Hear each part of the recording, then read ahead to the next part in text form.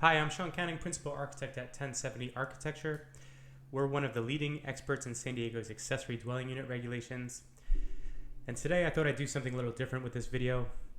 I wanted to do a review of a community group which is starting to hit my radar, which seems to be very obstructive to the new accessory dwelling unit regulations. So, for full disclosure, about this time last year, I was asked to give a presentation on accessory dwelling units to the El Cerrito community in San Diego. And before I did the presentation, I just explained that I was a very pro-development architect.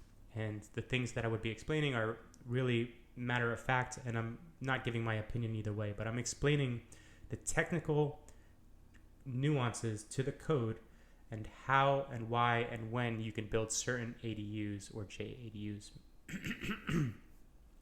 So the group is called Neighbors for a Better San Diego, which is an interesting name for some of the information that they're pushing.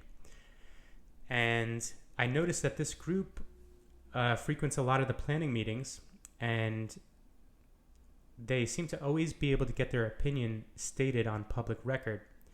So since I gave the original presentation to the El Cerrito community, and I know this group, a big part is from that community and the surrounding communities, I thought it would be a fair arrangement for me to review their work, review their presentation, and just kind of fact check it and see if I taught them anything, and see what kind of takeaways they had.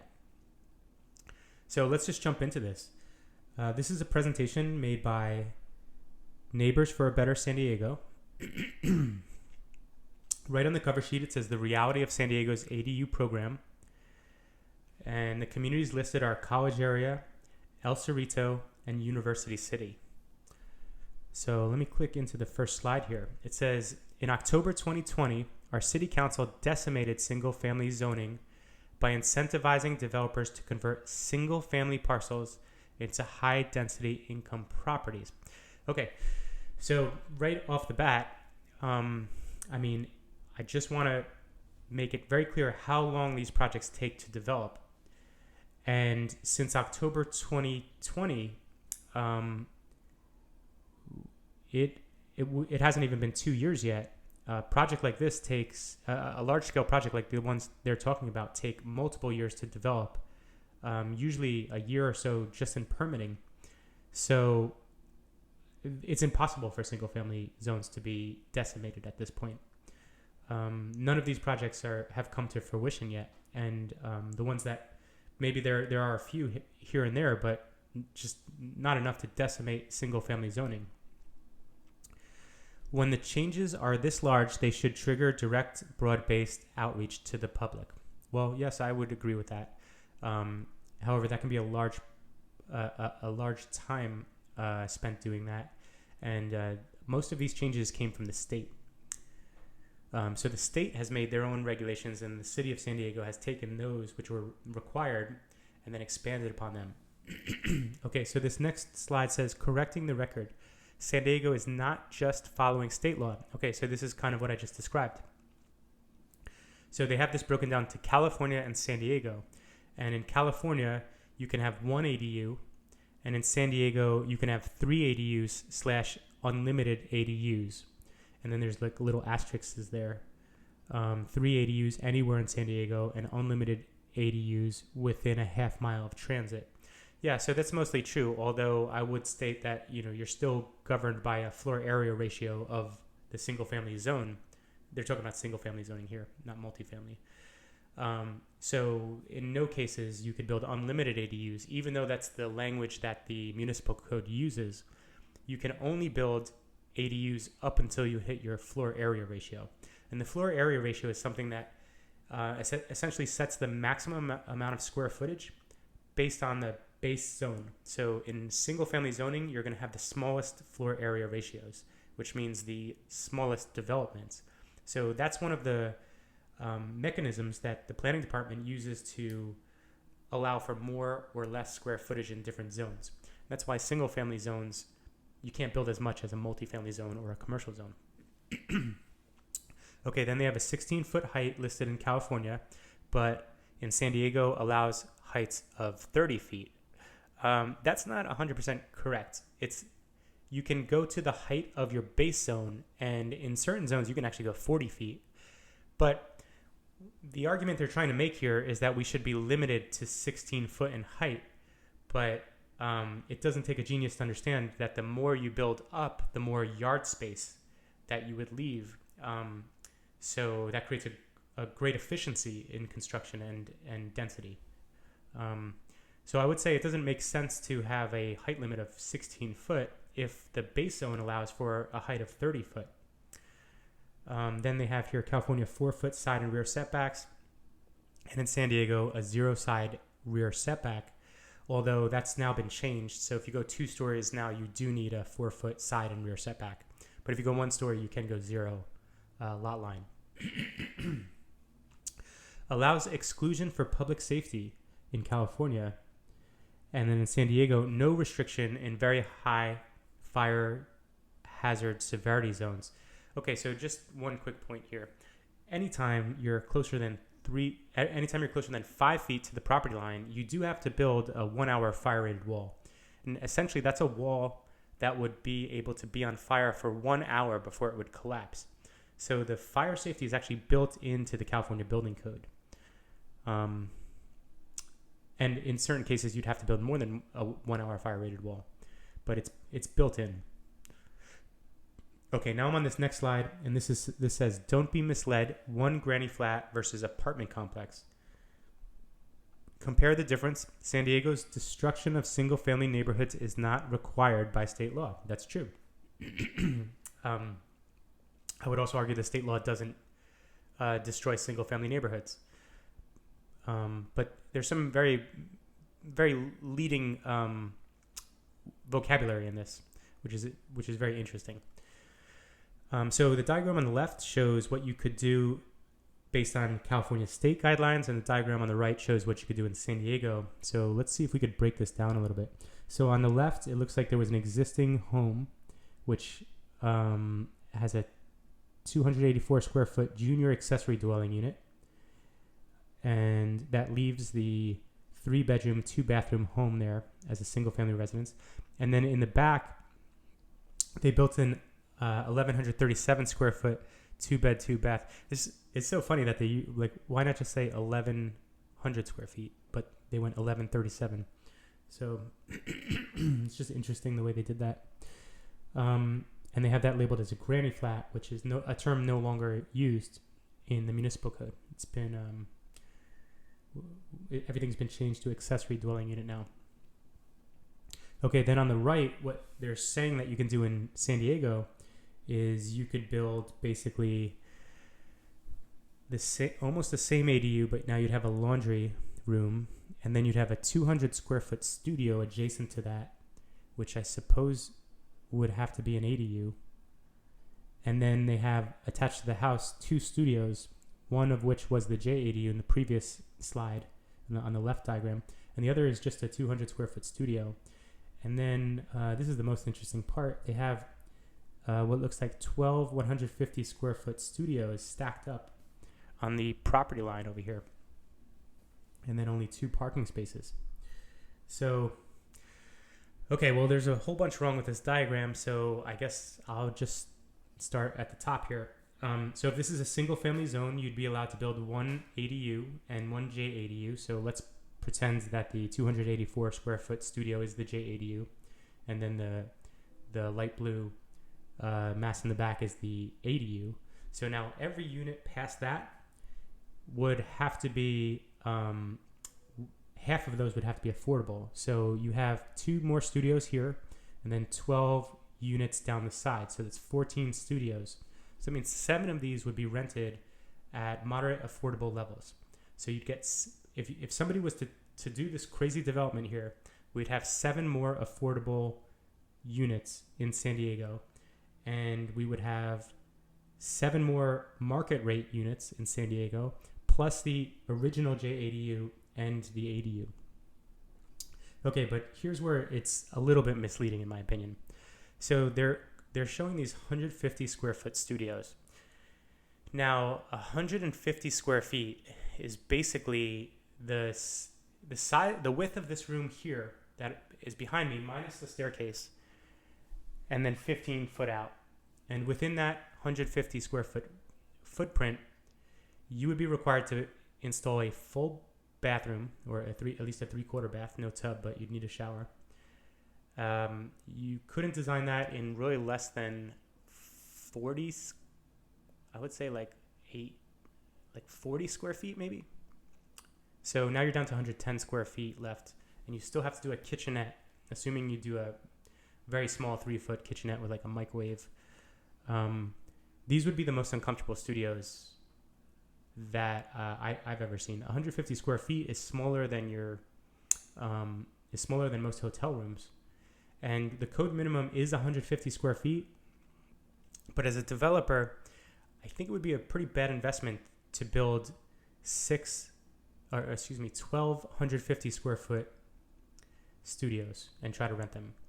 The other thing that's not mentioned here is with this particular development, with 6 of these units all connected, this is going to be an R2 occupancy, and this is going to require mechanical, electrical, and plumbing engineering. It's going to be a very expensive development the way they have it there. So when a developer is going to invest this much money into a project, they want to make sure that there's a market to rent those units. And I'm not quite sure that there is a market to rent these units here. Now, the other thing that they have here is they're showing these 2 parking spaces, which are indicated in the bottom right with the letter P. But if I'm reading this correctly, the yellow outline is the property line. So they actually have 2 parking spaces that are not on their property. You're not allowed to do that. Also, this would be a very wide curb cut because it looks like both parking spaces are basically adjacent to the street, and you're not allowed to have a curb cut that wide. So this diagram is inherently flawed and probably pretty misleading too, I'd say. Okay, let's jump on to the next slide. Which San Diego neighborhoods are most at risk? Incentivized by City Hall, our planning department, investors are buying up single-family homes and transforming them into market-rate apartment complexes. Percentage of San Diego single-family homes bought by investors in 2021. And I guess they cite that down here as the source being WashingtonPost.com. Investors bought a record share of homes in 2021. Interesting. So they're saying that basically the neighborhood on the right in the light blue, those list of neighborhoods are the most at risk. Logan Heights and Barrio Logan, my neighborhood, is 17%. I don't know what to say about this one. I'm going to skip that slide. San Diego used a transit priority map to decide how many ADUs can be built on a single family lot. This is true. Here's the map. Okay, perfect. Yellow highlights are areas inside the transit priority area. The TPA includes 60% of all San Diego neighborhoods. And the yellow area on this map comes from the areas being within a half a mile of major transit stops. So it's not a single bus stop, but major transit stops. And that's defined by at least 2 or more bus stops or other types of mass transit. Now, it would be nice if we could get up to like a 90% or a 95% of all San Diego neighborhoods having access to mass transit. And I think that's an important piece of the puzzle to allow for this additional density of all these ADUs. But that's another subject altogether. Okay, so this is the TPA map. We use this all the time. On this next slide, it says ADUs affect all San Diego neighborhoods. Current San Diego code. If you live inside the TPA, your single family zoning now allows unlimited ADUs per lot. This is true. However, you are capped with a maximum floor area ratio, and the FAR is adjusted based on the type of zone. So single family zones have a lesser FAR than multifamily zones. If you live outside the TPA, your single family zoning now allows up to 5 dwelling per unit. And the way they came to this is, I guess they took that existing single family home, which is 948 square feet. They converted some of it or built a new JADU to that. And then there's 3 ADUs in the back, one of which would be market value. The next would be affordable, and the last one would be, again, market value. So that's how they get to this scenario here. Of course, now with this triplex in the back here, that's 3 stories. That requires a soils test, and that requires MEP engineering and a building permit. This is a very expensive development. And while they're trying to explain that these 5 dwellings per lot is too much, they've actually left the garage off the table because that could become a 6th ADU if it made sense for the development. And then here they're showing 4 parking spaces. If you live anywhere in San Diego, your single-family zoning now allows no side and rear setback. That's no longer true. For 2-story structures, you do need a 4-foot setback. 30-foot height limit, in parentheses, 3 stories, in case you couldn't do the math. No parking for renters required. And fee waivers for developers. Okay, so let's just talk about the parking thing here because this comes up quite a bit. Yes, you can develop 1,250 square foot ADUs for rent with 0 parking. But that's not going to be your best return on investment from a development standpoint.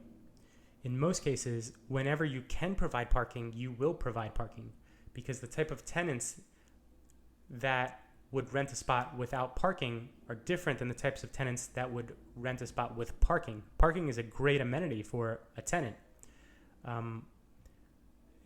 Oftentimes, you just need 1 parking spot per unit. My wife and I share a car, and it works out perfectly. And we have 2 off-street parking spaces here for 3 units, and that's been working fine. But while no parking is required, smart developers are going to provide parking. Okay, let's see. Okay, this is interesting. Take a closer look. Transit priority areas are determined by drawing a circle half a mile as the crow flies around a major transit stop. The blue lines within the TPA below indicate the only half-mile walkable distance to this transit stop. Yet all homes captured in TPA circles are permitted for unlimited ADUs. Okay, so what they've done here is they've just cherry-picked one example, probably the worst-case scenario that they could find, where it's difficult to get to this one transit stop. And I'll give it to them. They've identified a flaw that could be fixed through city infrastructure. We could have an underpass or an overpass, a pedestrian bridge over that highway there, and that would fix the problem. But these are just semantics, really, at this point. So if their argument is for the city to add a pedestrian bridge, I would agree here. San Diego's ADU incentives compared to other California cities. Okay, so California law, 1 ADU, 1 JADU. Other California cities, free application review. Ooh, that sounds good. Pre-approved plans. Pair seniors with ADUs. Fee reductions and waivers. Okay, so here they want the fee reductions and waivers. Bonus 200 square foot. I don't know what that means. San Diego, covert upzoning, 3 ADUs, unlimited ADUs inside the transit priority area.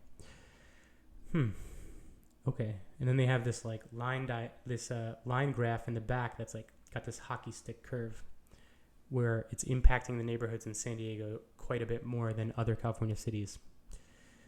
But there's no metrics on the scale, so it's just a sort of a blank diagram.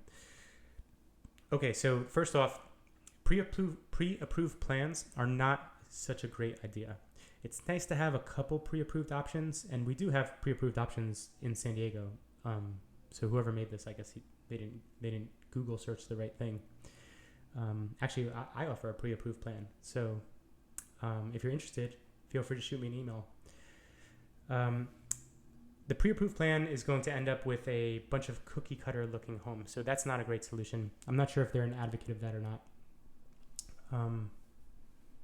And I will say they have covert upzoning. This is an unofficial upzoning. That is true. I would say it's a necessity to build it to grow a city to have an upzoning like this. Okay, developers pick income level of renters. Moderate income rents mean more profit. And that's true. If developers don't have profit, they won't build these things. As of January 1st, 2022, 100% of the ADUs deeded affordable through the ADU bonus program are moderate income. That's true. The program requires to get the affordable bonus, you use the moderate income levels, not the low or very low income levels. However, you have the right to rent to whoever you want if it's not deeded as affordable. So you can have a market rent and a market rate ADU and rent it to very low income if you choose to do that. San Diego has a surplus of moderate income rentals. Well, first off, I don't think we have a surplus of any rentals here in San Diego. I'm pretty sure everybody knows that. But we should have a surplus. And if this is true, then that's good. I don't believe that this is true. Housing Commission's rents for studio and one-bedroom units, 79% of ADUs, are just as unaffordable as market rate units. Yeah, so this is true. Things are very expensive here in San Diego. And San Diego Housing Commission, which is, it's indicated here, SDHC, San Diego Housing Commission sets these rates based on median income. And this is what it is right now. So there's nothing you can do about this. This is just what people are making, and it's just how expensive things are in San Diego. Okay, ADUs leave families and seniors in the cold. Okay, this is a very manipulative slide here. So they've got some data here. I guess it came from a UC Berkeley study, where basically they're saying the number of people living in ADUs is only 1 to 2 people. And there's not a lot of 3-person or 4-person ADUs. We'll come back to that. Next one they say is, are there any school-age children 18 and under living in the ADU? And 89% is no. And then, are there any senior citizens 65 plus living in the ADUs? And the answer is no. Okay. There's nothing that states in the ADU code that school-age children or seniors or more than 2 people can live in an ADU or cannot live in an ADU. So this is just a matter of free market, and it's also a matter of the basically ADUs being a newer thing. ADUs typically being smaller units. So look at the first bar graph here. The number of people living in ADUs. So we have 1 to 2 people living in an ADU here, and that's because ADUs are built smaller than dwelling units. So that's how come you can only have 1 to 2 people living in them. If an ADU was built at the same size as the primary dwelling unit, then sure, we can get 3 to 4 people in there. So this is a problem that will work itself out. Are there any school-aged children 18 and under living in the ADU? It says no here. But that's not to say that this won't happen in the future. There's no real market forces that are saying that school children cannot be living in ADUs. And if we build more ADUs, that will open up the market for more families and school-aged children. And then the last one, which is, I don't know. Are there any senior citizens living in ADUs? Okay, so an ADU is a perfect opportunity to build literally a granny flat in your backyard and have your in-laws live in there or your parents live in there. If a senior citizen owns their home before property went through the roof in San Diego, that's why they're not living in an ADU, because they own the home. They had an opportunity to buy these homes at a discounted rate in comparison to where we're at today. Okay, I'm going to skip this one. Conflicts with San Diego's climate action goals. No requirement for replacing trees. That's not true. That's in the code. Just got added though, but that is in the code. No mechanisms for encouraging transit adoption. Even worse, allows front yards to be converted to parking. Ooh, these front yards. People get really hung up about these front yards. We need to build more public transit here. That is something that we have to do to make this ADU thing work out. Waives developer fees. There's now fees back on ADUs once you hit your third ADU in certain cases. But if we put these developer fees in there, less developers will build ADUs, and the goal is to build more ADUs to help with the housing crisis. Eliminates side and rear setbacks, increases fire risk, reduces rainwater absorption, encourages cutting down existing greenery. Okay, so first off, let's take this from the back. Encourages cutting down existing greenery. In the other slide, they were trying to prevent ADUs from being over 16 feet. But if you build vertically above 16 feet, you can keep more greenery. So this is contradictory to what they said earlier. Reduces rainwater absorption. The building code is very clear. We have to deal with all stormwater on our property. It doesn't matter how many structures you build. It has to be dealt with on your property. And increases fire risk. If you're building structures closer than 5 feet to other structures, or if you're building multifamily structures, or if you're building structures closer than 5 feet to the property line, there is a requirement to have those walls fire rated. So that reduces fire risk. Turn San Diego from green to gray. Okay, next slide. Great for developers, bad for San Diego. San Diego is giving developers a perverse incentive to overbuild single-family lots. Unlimited ADUs per lot in certain cases. Waives developer fees. Taxpayers foot the bill. We need to cut those fees. They were too high to begin with, and now some of them are coming back. No money for infrastructure. No parking for ADUs. Renters thrown under the bus. Ooh, that's clever. Clear cutting of green urban forest. That's not true. That's not a thing at all. Homeowners priced out of market. Massive land wealth transfer from homeowners to corporations. Okay, let's pick some of these and talk about them. No parking for ADUs, renters thrown under the bus. When you go to rent a unit, you're aware of whether that unit comes with a parking space or not. If you have a situation where you need a car and you're looking at a spot where there is no parking available on the street, you shouldn't rent that unit. Rental units without parking are not for everybody. And that's why developers are incentivized to add parking to their units, even though it's not a requirement. Clear cutting of green urban forest. I don't know. This is some conspiracy I've never heard of before. I don't know where that comes from at all. Homeowners priced out of market. If your property is now, if you own a property and you're a homeowner in San Diego, the land value alone is now increased because of the potential you can build here. So the only homeowners that are going to be priced out of the market are ones that are foolish and sell their homes for less value than they're worth. And massive land wealth transfer from homeowners to corporations. So same thing goes there. If a corporation is going to come in and build 14 ADUs on your lot, you need to understand the value of your land and set the price accordingly. Upzoning is a costly mistake. No amount of opening zoning or allowing for development will cause prices to go down. We've seen no evidence of that at all. Well, we really don't have much of a sample size, to be honest. But that is the theory here. Now, the diagram on the left is before rezoning land price $1 million. So now that's your typical home in San Diego is $1 million. And that we just hit that price in May 2022. And after rezoning, now they go up to $4 million. Per square foot, interior price is still $1,000. So if the homeowner on the left sold his home and the developer could build this, the homeowner also has the same ability to build that if they wanted to. If the homeowner doesn't want this built in their neighborhood, they don't have to sell the home. So it's owner's discretion here. What the problem with San Diego's ADU code for investors, not homeowners? I would argue the opposite. I think it's a great program for homeowners.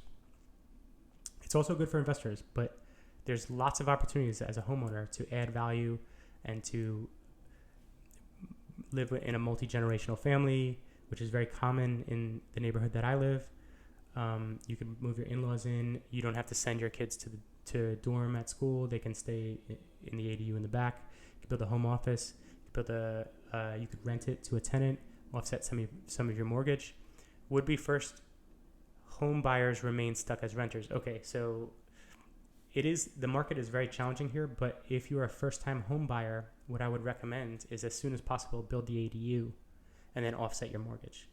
So it's great for first-time home buyers if you could figure out how to finagle past design, engineering, permitting, and construction, which can be a challenge.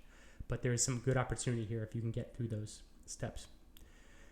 Not affordable housing, could be. You can rent it at whatever price you want. Heavily biased against inclusionary family housing. That's not true at all. Fee waivers means no funds for parks, libraries, or other infrastructure. Draws development away from transit corridors. So I saw this earlier, and I don't know what this means. The transit priority area is also, the transit corridor also is in the TPA, so that's where they're focusing development. So I don't understand what they mean by this. And then the TPA definitions are severely flawed. But, let me tell you something. If it takes 40 minutes to walk to the bus stop and you don't have a car, that's better than not being able to walk to the bus stop if you don't have a car. So I think we should improve public transportation. I don't think this kills public transportation or is severely flawed. No consideration of public safety, particularly high fire zones. That's not true. And then here it says 6,000 San Diegos and 30 of San Diego's planning groups support our recommendations. And it's interesting, I don't see Logan Heights or Barrio Logan here, and those were some of the neighborhoods that were supposed to be most affected. Those are my neighborhoods. Our recommendation for San Diego City Council. Change San Diego ADU code to 1 ADU and 1 JADU. 4-foot rear and side yard setbacks. We have that after 2 stories. Height limit, 16 feet. Well, that's going to make buildings spread out, and you're going to lose some of that urban forestry you're so concerned about. Fee waivers, exempt areas from ADUs based on public safety, traffic, and water sewer. So public safety is covered. Traffic needs to be handled by more mass transit, and water and sewer the infrastructure needs to be upgraded by the city to allow for more density. That's not the obligation of the homeowner or the developer. Develop housing on transit corridors and hubs. And this is exactly what the TPA is supposed to be doing. Okay, so this is the end of this presentation. Now they're just saying take action and call Mayor Todd Gloria. Oh, and raise awareness on Nextdoor. Okay, so in conclusion, I guess I'm a very pro-density, pro-development architect, so I should make that very clear. I grew up in a neighborhood in New Jersey, which is, according to Wikipedia, the ideal suburb. And when you grow up in a suburb, you have to take a car everywhere. There was so many times I couldn't even get to my job on the weekends in high school unless I had my parents drop me off or until I had my driver's license, because you can't walk anywhere. What we need to do in San Diego, in the city of San Diego, is to make it more dense at the core. And then as we go outside of the city core, have more suburbs. But the single family zones that are close to the city, as San Diego grows, are inevitably going to get more dense. This is how a city develops. And if you go to any other city that's bigger than San Diego, you're going to see much more density than San Diego. So the argument often comes down to people over parking. And I think that's a pretty simple thing to answer when you really think about it. But these are just my takes on this. Neighbors for a Better San Diego. They have their opinion. They're welcome. They're welcome to their opinion. I did do a presentation for probably most of the people in this group, and I'm a little shocked that some of the information they present here, I don't know where they got all of that. Some of it's just incorrect. Some of it is factual. But I just want to do this video and give you kind of my opinion on this particular neighborhood group, because I was one of the people who provided them a lot of the information that surely they used in this document.